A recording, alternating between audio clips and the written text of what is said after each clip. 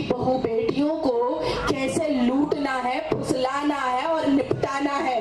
जिस वक्त आप गर्मी की छुट्टी अपने बाल बच्चों के साथ मनाने के लिए जाते हैं, विदेश की यात्रा करते हैं, उस वक्त मस्जिदों के अंदर ये बताया जाता है कि कैसे कैसे गज़वाए हिंद का प्रोग्राम और स्ट्रेटेजी सेट करनी है। समझ में आ रही है बात?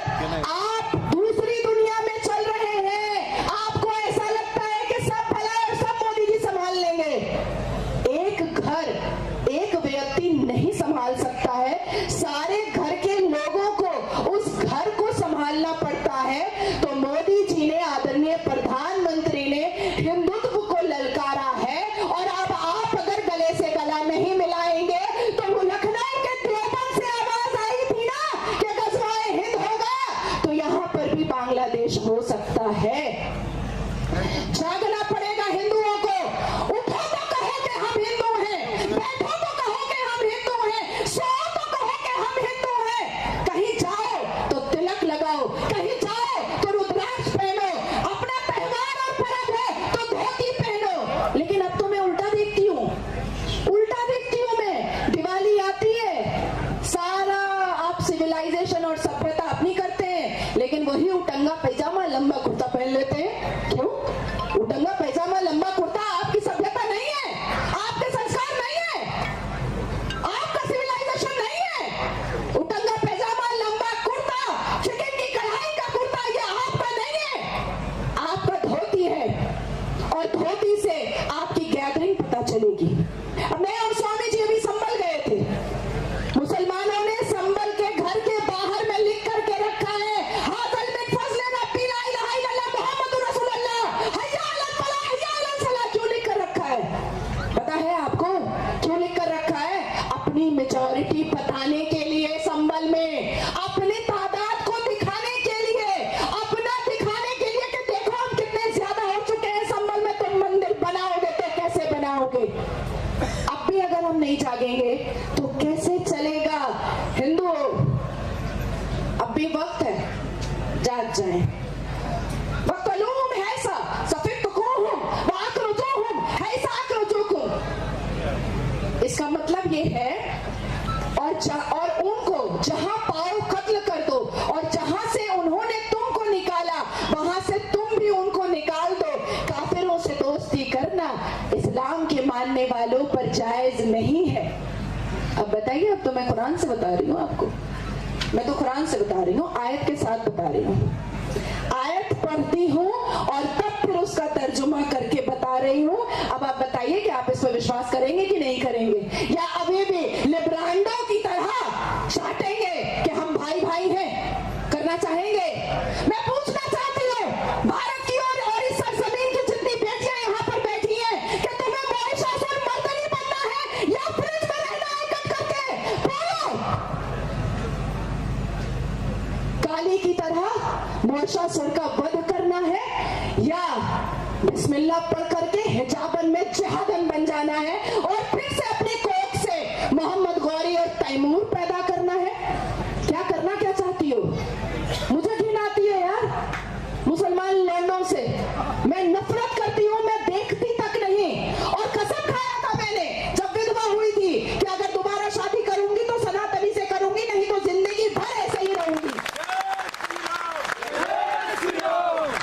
जिस घर में तुम्हारी पूजा की जाती है, जिस समाज में तुमको सर मत्थे रखा जाता है, और जिस धर्म में कई देवियों की पूजा पुरुष करते हैं, देवियों के चरणों पे फूल पुरुष चढ़ाते हैं, उस धर्म को छोड़ करके आप हिजाबन और जिहादन बनने जाती हैं।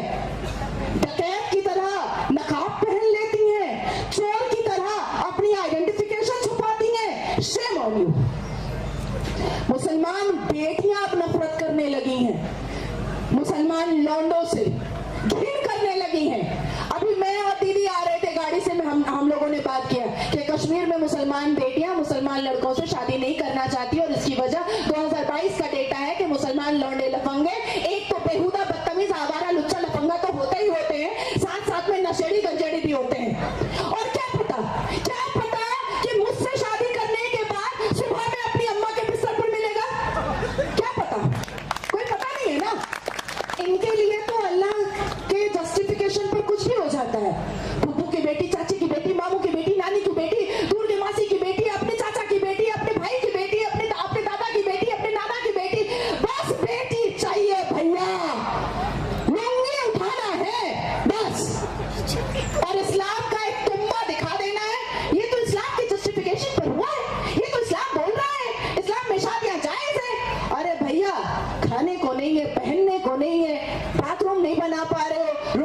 रोटी कमा रहे हो तो सब्जी नहीं ला पा रहे हो, भात लेकर आ रहे हो तो बच्चे का पैम्पर नहीं ला पा रहे हो। लेकिन औरत और लुंगी का जो रिश्ता है, इस्लाम शुरू दुपट्टे से होता है, इस्लाम खत्म ब्लाउज पे हो जाता है, इस्लाम शुरू आतंक से होता है, इस्लाम खत्म सलवार उतारने पर हो जाता है, इस्लाम शुरू बम गोली बारूद से होता है और इस्लाम खत्म काफिरों पर हो जाता है। तेरा मेरा रिश्ता क्या ला इलाहा, यही कहता है ना मुसलमान। तो फिर अफगानियों को और पाकिस्तानियों को आप अभी जियो पॉलिटिक्स में देख रहे हैं, दोनों एक दूसरे को कूट रहा है, दोनों कूट रहा है ना। पाकिस्तान अफगानिस्तान के मुसलमान को कूट रहा है और अफगानिस्तान पाकिस्तान के मुसलमान को कूट रहा है। तो कहां गया तेरा ला इलाहा इल्लल्लाह? गटर में गया क्या? नाले में चला गया क्या तेरा ला इलाहा इल्लल्लाह? अगर रिश्ता मुसलमान का मुसलमान से ला इलाहा से है तो यह गटर में चला गया क्या, जो पाकिस्तान अफगान को मार रहा है और अफगान पाकिस्तान को मार रहा है? मैंने हजारों लाखों बार कहा है कि इनके मुंह में लत लग गई है, इनकी लुंगी में नशा आ चुका है। ये जब तक काफिरों की बेटी मिलती रहेगी ये लूटते रहेंगे, जब तक काफिर मिलते रहेंगे ये काटते रहेंगे, जब तक बहुएं मिलती रहेंगी काफिरों की ये कूटते रहेंगे, और जब नहीं मिलेगी तो मुसलमान फिरके के नाम पर एक दूसरे को लूटेगा, काटेगा, पीटेगा, यही करेगा। और यह हो रहा है अल्लाह की मर्जी, और यही वजह है कि अल्लाह की मर्जी से फलस्तीन और हमास प्लेग्राउंड बन रहा है। मैं तो इजराइल को समर्थन देती हूँ और इजराइल को मैं ऑनर करती हूँ, और मुझे लगता है कि इजराइल की नेतन्याहू की कोई स्ट्रैटेजी आई विश कि हमारे भारत में भी आ जाए, तो वो स्ट्रैटेजी मैं थोड़ा हैदराबाद में चला दूं, वो स्ट्रैटेजी मैं थोड़ा बैंगलोर में चला दूं, वो स्ट्रैटेजी मैं थोड़ा पश्चिम बंगाल में चला दूं, वो स्ट्रैटेजी मैं थोड़ा असदुद्दीन ओवैसी के घर में चला दूं, वो स्ट्रैटेजी मैं थोड़ा कर्नाटका में चला दूं, वो स्ट्रैटेजी मैं अकबर के पूजने वाले और अकबर और बाबर के कब्रिस्तान में जाकर के ला इलाहा इल्लल्लाह मुहम्मद रसूलुल्लाह पढ़ने वाले, अशहदु अन ला इलाहा इल्लल्लाह व अशहदु अन्ना मुहम्मदन अब्दुहु व रसूलुहु पढ़ने वाले कांग्रेसियों के भी घर पे चला दूं।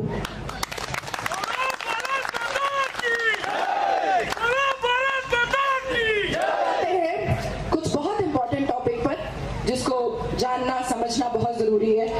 मुद्दा है बटेंगे तो कटेंगे।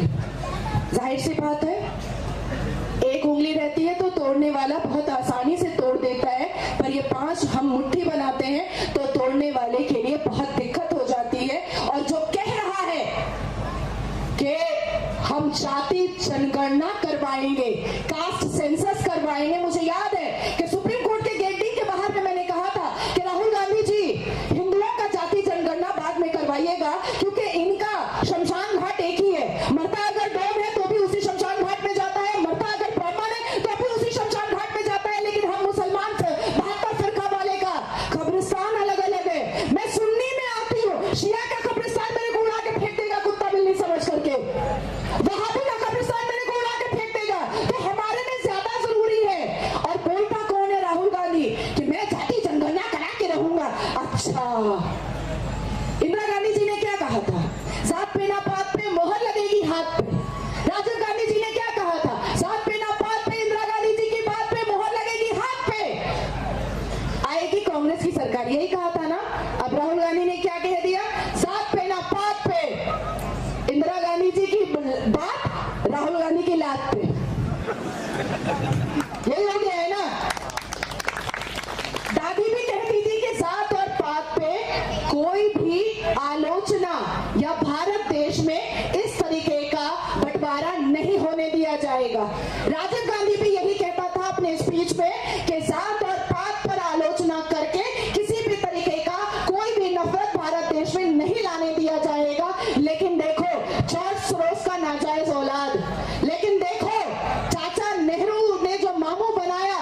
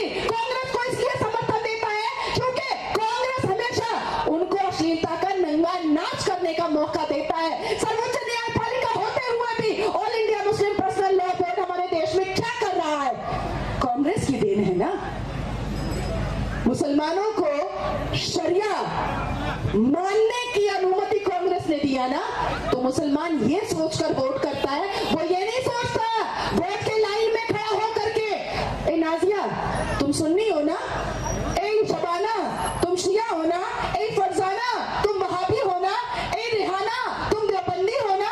हम नहीं करते, बिल्कुल नहीं। मुसलमानों की सोच आतंकी होती है। अच्छा असदुद्दीन अवैसी, हाँ ठीक है, इसको वोट करो, इसको वोट करो, हिंदू लड़की का रेप करेंगे तो ये हमको बचाएगा। और होता है ऐसा, होता है ऐसा। आपने कभी सुना कि सज्जाद नुमानी ने महाराष्ट्र में पाल घर में जब एक साधु का नरसंहार किया गया, जेनोसाइड किया गया, तो सज्जाद नुमानी ने कोई भी फतवा जारी किया? नहीं किया, नहीं किया, लेकिन कांग्रेस के समर्थन के लिए फतवा जारी किया। अब बात आती है वक्फ बोर्ड की। वक्फ बोर्ड को वैनिश होना चाहिए, खत्म होना चाहिए। Waqf board is just a simple land mafia, nothing else. और आज अगर केंद्र की सरकार ये निर्णय ले लेती है और वक्फ बोर्ड को वैनिश कर देती है, इरेज कर देती है, मैं बड़ी जिम्मेदारी से आपको ये बात कह रही हूँ कि मुसलमान वक्फ बोर्ड को नहीं बचा पाएगा। अब पूछिए कि कैसे नहीं बचा पाएगा। ये रहा अल कुरान, क्या इसमें वक्फ बोर्ड का जिक्र है? नहीं है। पूरे 30 पारा में, पूरे 30 पारा के सारी आयतों में, सारे सूरतों में, सारे के सारे चैप्टर में, अरबा में, निस्फ में, सलासा में, खत्मुल कुरान में, कहीं पर भी वक्फ बोर्ड का जिक्र नहीं है। संविधान सबके घर में होगा ना? क्या संविधान में वक्फ बोर्ड का जिक्र है? किसी चैप्टर में, किसी सब सेक्शन में, किसी आर्टिकल में है? नहीं है। नॉलेज रखिए, नहीं है। तो आज अगर केंद्र की सरकार वक्फ बोर्ड को वैनिश कर देती है कल सुबह उठ करके, तो मुसलमान वक्फ बोर्ड को बचाएगा कैसे? क्या सर्वोच्च न्यायपालिका जाएगा? और जाएगा तो जज साहब क्या पूछेंगे कि किस आर्टिकल के तहत आप वक्फ बोर्ड को बचा रहे हैं, किस सब सेक्शन के तहत आप वक्फ बोर्ड को बचा रहे हैं, किस संविधान के किस आधार पर आप वक्फ बोर्ड को बचा रहे हैं? तो वो चुप हो जाएंगे, क्योंकि है ही नहीं। अब अगर जज साहब ने पूछ लिया कि ठीक है बताइए आपके अल कुरान में कहां पर है, तो अल कुरान में भी नहीं है, मैं वहां पर रहूंगी अंदर रूम में जज साहब के सामने, सबसे पहले उठाकर बोलूंगी ये लीजिए इसमें ट्रांसलेशन भी है, कहीं पर वक्फ बोर्ड नहीं है, ये झूठा है, ये मुल्ला झूठा है, ये लुच्चा है, पढ़िए इसको पढ़िए। समझ में आई बात? तो हम जैसे नागरिक को उठना पड़ेगा, जिम्मेदार नागरिक को उठना पड़ेगा, हर रोज एक मेल करना पड़ेगा, हर रोज एक चिट्ठी लिखनी पड़ेगी पीएम ऑफिस को कि वक्फ बोर्ड में अमेंडमेंट नहीं, संशोधन नहीं, ये लैंड जिहाद माफिया को हमारे भारत देश से खत्म, टाटा बाय बाय, खुदा हाफिज। समझ में आई बात? अब आते हैं कुंभ मेला पर।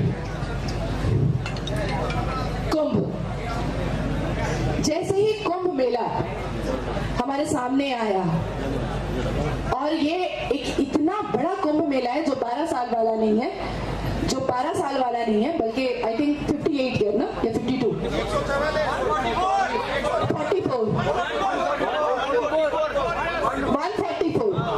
144 ईयर, मतलब इसके बाद तो मैं जिंदा भी नहीं रहूंगी। अच्छा है, भगवान की कृपा है कि मैं नहा ले रही हूँ, जाकर के स्नान कर ले रही हूँ। जैसे ही